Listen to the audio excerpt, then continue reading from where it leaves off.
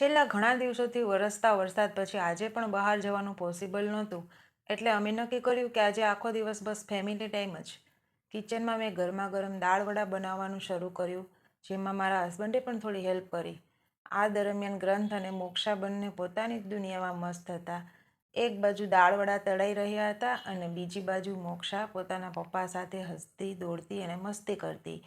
બહાર વરસાદની ઠંડી અને અંદર વાતો અને ગરમા ગરમ નાસ્તાની ખુશ્બુ. બધાએ ગરમા ગરમ દાળ વડા એન્જોય કર્યા. ત્યારબાદ મેં સિમ્પલ ચોકલેટ કેક બનાવી. સાંજ પડતા બધા સાથે બેઠા, ટીવી ચાલુ કરી, ફ્રેશ કેક વિથ આઈસ્ક્રીમ અને ફેમિલી સાથે ગપશપ. એ સમયે સમજાયું કે ખુશીઓ બહાર ક્યાંય નથી, આવી નાની નાની પળોમાં જ આખી જિંદગી છુપાયેલી હોય છે. ક્યારેક પ્લાન્સ કેન્સલ થઈ જાય તો પણ ચાલે, બસ ફેમિલી સાથે આવી મેમરીઝ બનતી રહે. That's enough. તમારું શું કહેવું છે? મને કમેન્ટ કરીને જરૂરથી જણાવજો.